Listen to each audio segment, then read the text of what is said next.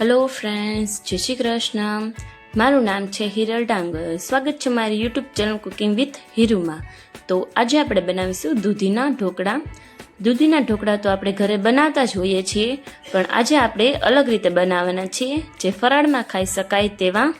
તો ચાલો આપણે બનાવીએ દૂધીના ઢોકળા.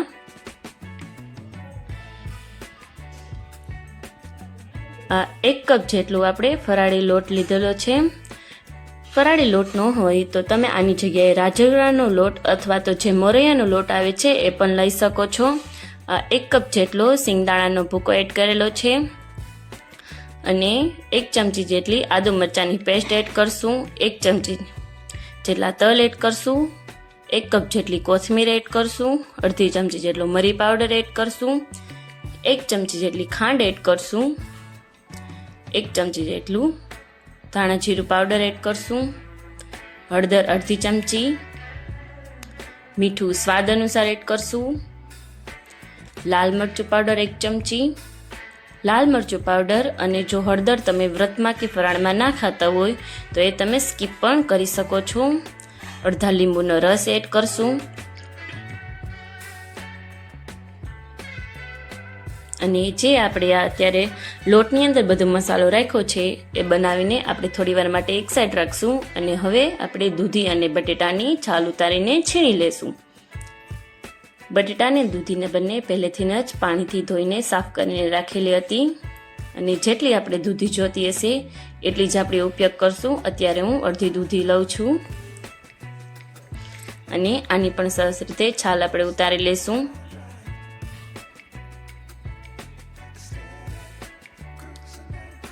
હવે આપણે જે લોટની અંદર મસાલો નાખીને રાખ્યો હતો એની અંદર આપણે જે આ કાચું બટેટું લીધેલું છે એને આપણે છીણી લેશું. તમે ખાલી આને બટેટા અને કાકડી અને ગાજર સાથે પણ બનાવી શકો છો ઢોકળા. એ પણ ખૂબ જ સરસ બને છે, પણ આને હું અત્યારે દૂધી સાથે બનાવું છું. દૂધીના પણ ખૂબ જ સરસ ટેસ્ટ આવે છે. તમે લોકો મુઠિયા ઢોકળા તો ઘરે બનાવતા જ હોય છીએ, પણ આજે આપણે અલગ જ રીતે બનાવશું, જે વ્રતમાં કે ફરાળમાં પણ આપણે ખાઈ શકીએ છીએ. બટેટું સરસ રીતે છીણાઈ ગયું છે. હવે આપણે દૂધીને પણ આવી જ રીતે છીણી લેશું.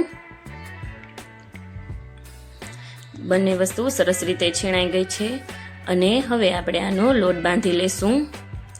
આની અંદર તેલના મોણની જરૂર નથી પડતી, કારણ કે દૂધી અને બટેટું બંને છે અને આપણે આની અંદર પાણી પણ એડ નથી કરવાના. એમનો મજાનો લોટ બાંધી લેશું, કારણ કે દૂધી અને બટેટામાં બંનેમાં પાણીનો ભાગ હોય છે, એટલે પાણી છોડે છે, એટલે આપણે પાણી નાખવાની જરૂર નથી પડતી. એમનો જ લોટ સરસ રીતે બંધાઈ જશે. લોટ સરસ રીતે બંધાઈ ગયો છે. હવે આપણે આની અંદર 1 ચમચી જેટલું તેલ એડ કરીને લોટને સરસ રીતે બાંધી લેશું.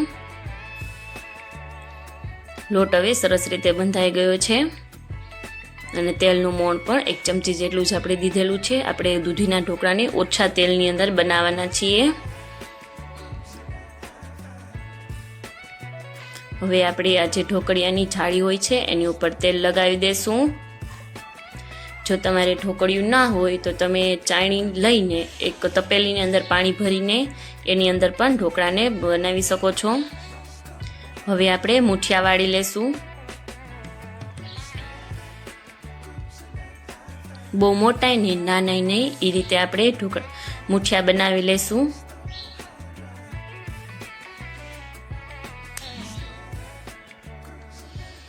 મુઠિયા આપણે ફટોફટ વાળશું, નહીતર જે દૂધીનું પાણી છે એ મૂકતું જશે ને લોટ આપણો ઢીલો થતો જશે. બધાય મુઠિયા આપણા વળી ગયા છે. મેં પહેલેથી જ ઢોકળિયાને ગરમ કરવા માટે રાખી દીધું હતું.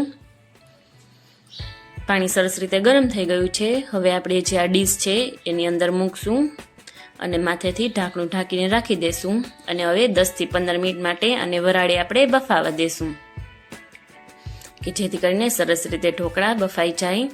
એટલી વારમાં આપણે ફરાળી ચટણી બનાવીએ. ફરાળી ચટણી બનાવવા માટે 2 થી 3 લીલી મરચી લીધેલી છે, તીખી લીધેલી છે. તમે તમારા ટેસ્ટ પ્રમાણે તીખાશ વધારી શકો અથવા તો ઘટાડી શકો છો. અને આદુનો 1 ટુકડો લીધેલો છે. આપણે ફરાળી ચટણી બનાવીએ છીએ એટલે આની અંદર અત્યારે લસણ એડ નથી કરતા. જો તમારે ઘરે ખાવા માટે બનાવ્યું હોય તો તમે લસણ એડ કરી શકો છો. કોથમીર એડ કરશું.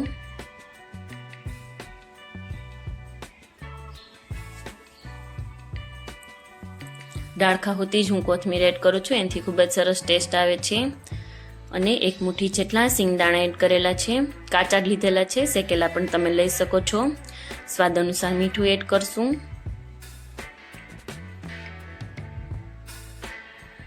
એક ચમચી ખાંડ અને લીંબુનો રસ એડ કરશું.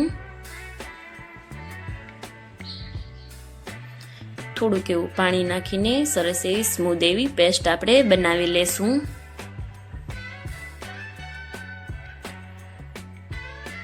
તમે જોઈ શકો છો કે એકદમ સ્મૂથ પેસ્ટ બની ગઈ છે.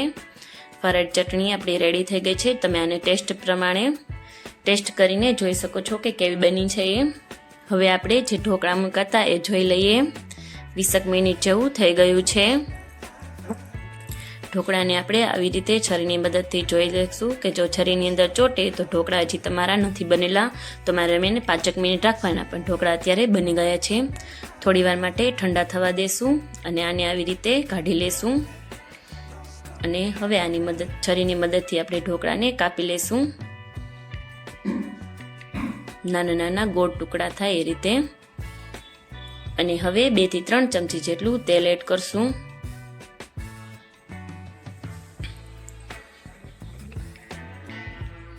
અને તેલને થોડું ગરમ થવા દઈશું. તેલ થોડું ગરમ થાય એટલે એની અંદર 1 થી 1.5 ચમચી જેટલું જીરું એડ કરશું. આની અંદર રાઈ નથી એડ કરતા, એટલે જીરું થોડુંક વધુ એડ કરેલું છે.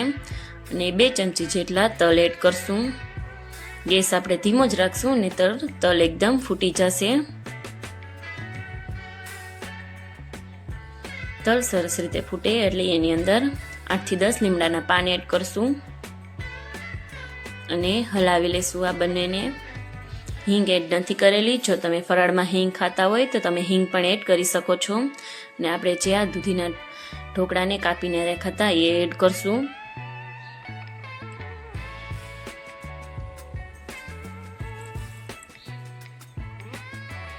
અને હવે આને સરસ રીતે હલાવી લેશું.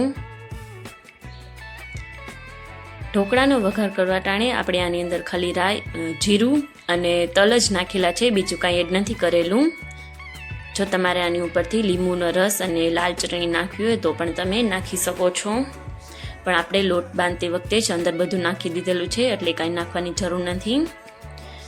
થોડી વાર માટે ચડવા દઈશું. ઉપરથી કોથમીર નાખશું. અને હવે ઢોકળા રેડી થઈ ગયા છે. એને આપણે એક પ્લેટની અંદર કાઢી લઈશું.